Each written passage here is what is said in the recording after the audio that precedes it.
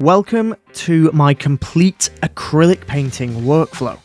Recently, I've been working on a series of huge Jaguar paintings, and in this video, I'll be diving into the details of how I create my realistic acrylic paintings. I'd like to go into what I do to prepare a painting, the tools that I use, and the techniques and the tips that I've picked up from over 15 years of painting with acrylics.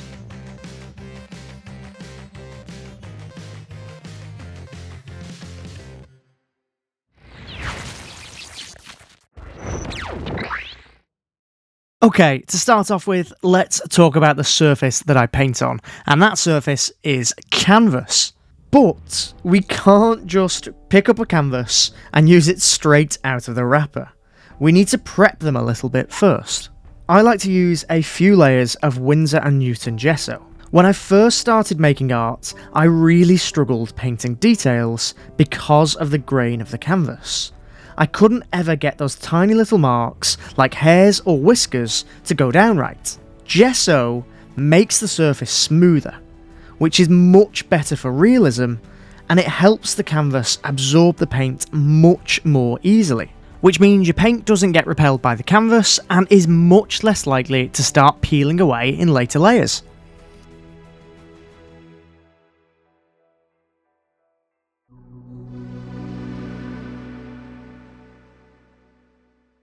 Okay, moving on to the next part of my art painting process involves my iPad. In my last video I showed you how I use my iPad Pro and the Procreate app to create my mock-ups for my artwork. I've done the exact same thing with this painting. I use Pixabay, Unsplash and wildlife reference photos to find photos that I can license and use. Now I need to get my plan onto the canvas. I could freehand this, or I could use the grid method, but they take way too much time. So to speed things up, I use a projector, and I'll link the projector that I use in the description. If I'm being very honest with you, this is my least favourite part of the painting process, so I'm just going to do this. And that is so much quicker. Next is the fun part. I start my acrylic paintings with big brushes. It's all about values and shapes first, then the details. For this series of paintings, I've been starting with the backgrounds before moving on to the main subject.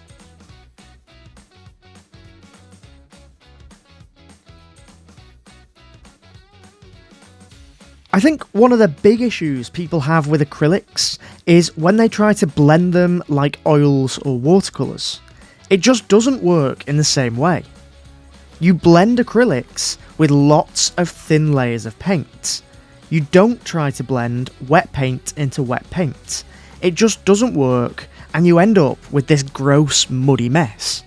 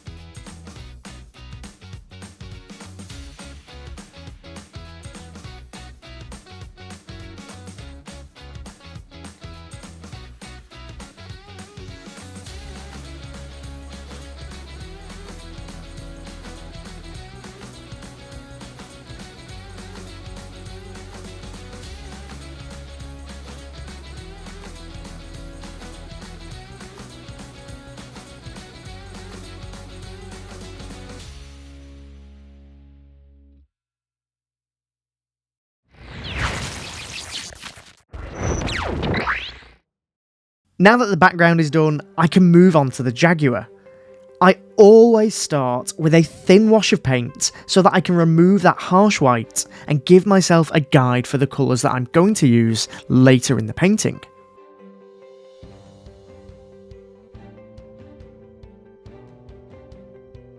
I mostly just use water to thin my paints. I've had no problems with paint peeling because I've thoroughly gessoed my canvas and I wait for each layer to dry properly before starting with the next layer. Although, I should say, I have had some problems with this piece, as it's been so cold in my studio, the painting is taking way longer than usual to dry. I do actually use some mediums in my painting process, mostly for blocking in. This acrylic retarder from Jackson's is great for keeping my paints wet on my palette. However, I did actually make a mistake with this painting though, and when I was mixing my colours, I used a little bit too much of the retarder. It made my paints slightly too transparent, and they stayed wet on the canvas for a little bit longer than I would have liked. So I will make sure that I use it very sparingly in my paint mixes in the future. As I don't want it to affect the drying time of the paint on the canvas, I just want it to stop the paints drying out on the palette.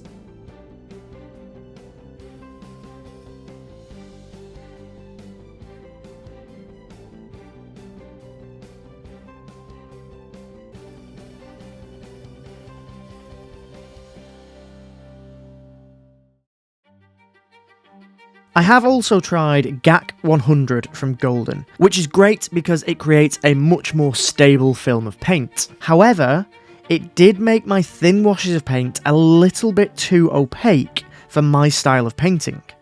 So I really only used it for the initial washes of colour. Then, it was just straight back to the water for the rest of the painting.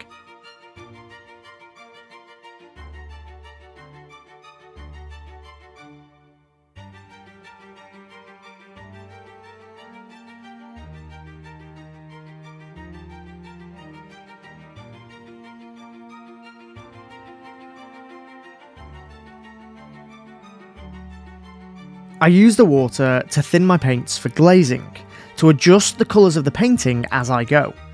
Some paint brands and some colours are more transparent than others,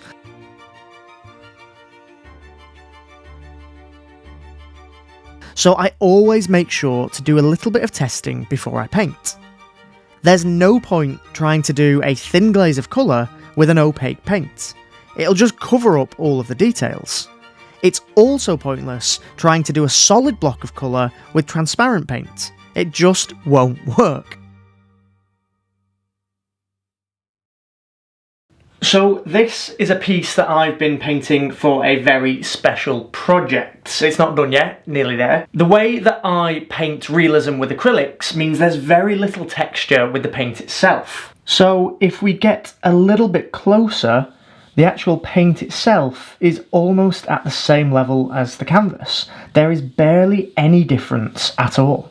So because my paint is actually so thin, I don't have any problems using just water for my painting process and for my glazing process. It's usually when you start making thicker, more textured paintings that you have the problems using water as the medium.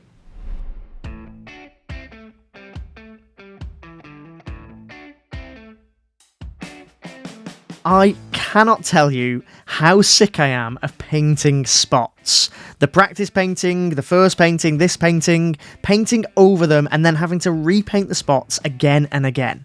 But hopefully it's all going to be worth it in the end. Each layer is essential for my process. With acrylics, it's really important that you don't get disheartened by your first layers. It's easily done, trust me. The initial layers of most of my acrylic paintings look rubbish. You just have to keep going, building up those layers until you're happy. It's still not there for me yet with this painting. There's still a few more layers to go.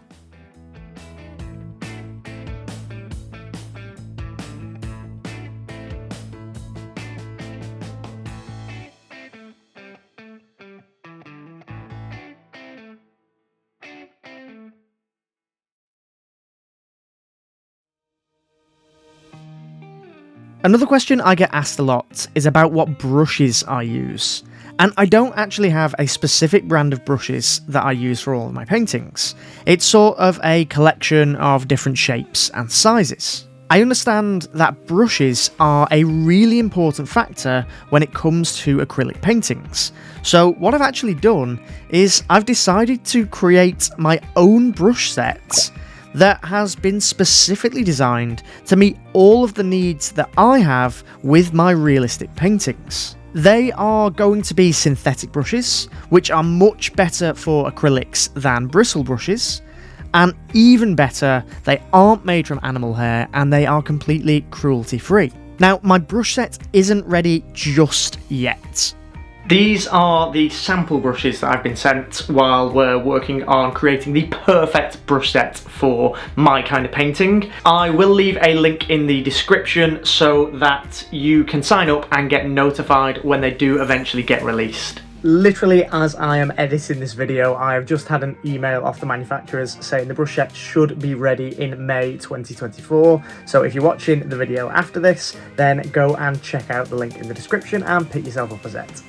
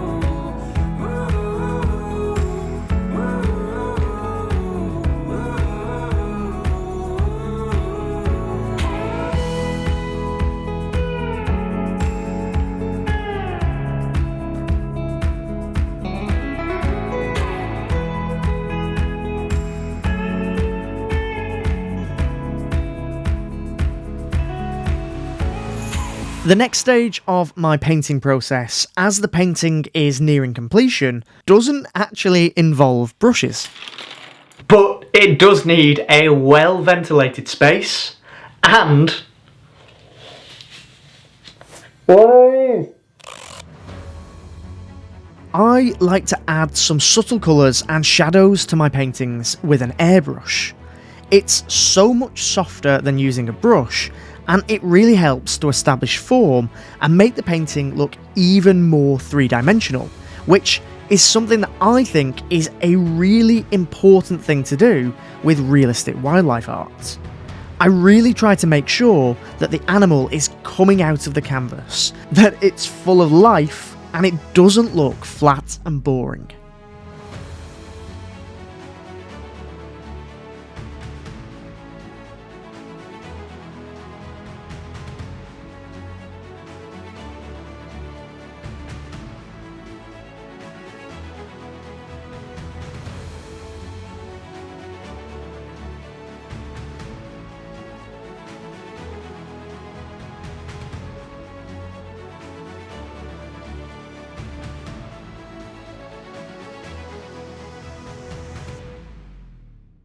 We're not done yet. All I need to do now is tie the jaguar and the background details together with some shared colours. But that's not the end of the painting process.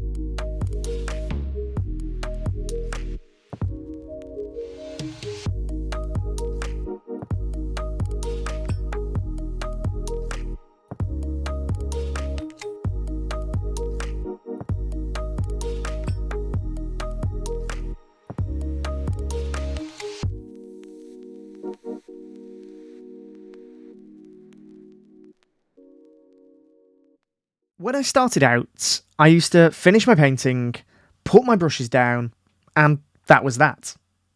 I was told that acrylic paintings didn't need to be varnished, which is true. They don't. But when I went into a proper gallery for the first time and I saw all of the paintings with that nice uniform finish, looking so professional, I thought that varnishing just took the paintings to a whole new level. I use the Liquitex Gloss Varnish first, which acts as an isolation coat, which protects the painting, and then I let it dry. Then I spray the Winsor & Newton UV Protection Glossy Varnish over the top of that layer. This Winsor & Newton varnish can be removed if needed in the future, for example if your painting starts to yellow. Whereas the Liquitex isolation coat is non-removable and that protects your painting from any solvents used in that varnish removal process. I guess the only thing left to do now is the final reveal.